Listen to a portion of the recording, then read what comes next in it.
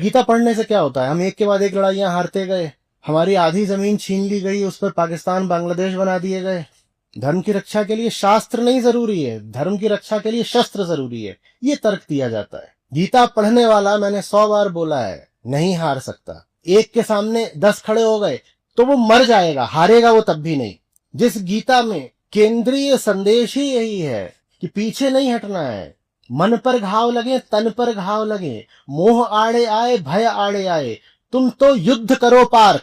उस गीता को पढ़ने वाला मुझे बताओ 1200 साल से लड़ाइयां हारता कैसे रहा? हम युद्ध इसलिए हारते रहे क्योंकि हमारे मन में वेदांत के लिए कोई सम्मान नहीं था। हाँ, धर्म के नाम पर उल्टी पुल्टी परंपराएं, फिजूल के कर्मकांड और अंधविश्वास हमने खूब पकड़ रखे थे। उन कर्मकांडों से, उन परंपराओं से युद्ध नहीं जीते जाते। लेकिन कुतर्क देखिए, कह रहे गीता तो हमेशा से थी, फिर भी मुसलमान आके हमको हरा गए, धर्म परिवर्तन करा दिया। तुम मेरी कनपटी पे बंदूक रख के, तुम मेरे गले पे तलवार रख के मुझसे कृष्ण को दूर करवा के दिखा दो ना।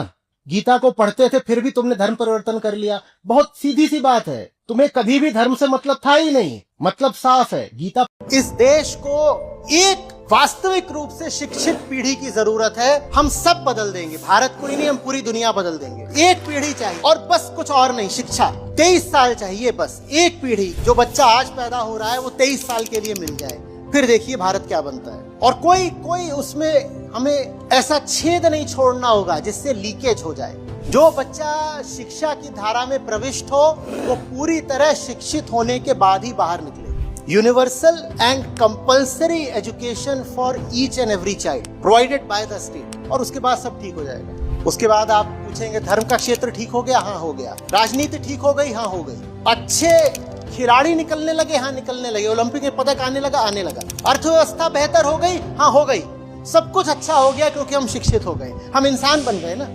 दर्जनों रामायणें हैं और वो इतनी अलग अलग हैं कि आपका सर चकरा जाए। आप वाल्मीकि रामायण लेते हैं, आप तुलसी रामायण लेते हैं, इनमें कोई थोड़े से और छोटे मोटे अंतर हैं। श्री राम का पूरा व्यक्तित्व ही अलग है। वाल्मीकि के राम कुछ और हैं बिल्कुल, और तुलसी के राम बिल्कुल दूसरे हैं। वाल्मीकि के राम कठोर योद्धा हैं और सीता जी को भी कई बार कठोर वचन बोल देते हैं, और तुलसी के राम सुकुमार सुकोमल हैं। वो सचमुच कैसे थे आप नहीं जान सकते। एक ही चीज है जिस पर आप थोड़ा भरोसा कर सकते हो, वो चीज है जो उन्होंने आपके लिए छोड़ी। उन्होंने आपके लिए अपना चरित्र नहीं छोड़ा था, उन्होंने आपके लिए अपना ज्ञान छोड़ा था। पर हमें ज्यादा मतलब किससे रहता है? चरित्र से। बताओ ना फिर उन्होंने क्या कहा, फिर क्या करा। रामलीला देखने हम पहुंच जाएंगे, कथा में बैठने हम पहुंच जाएंगे, पर भगवत गीता की बात हो या योग वाशिष्ठ की बात हो या राम गीता की ही बात हो, उससे हम दूर भागते हैं। और फिर हम कहते हैं अब हमारे आराध्य हैं, हमारे महापुरुष हैं, तो क्या हम देखना नहीं चाहेंगे उनकी जिंदगी को? तुम्हें कैसे पता जो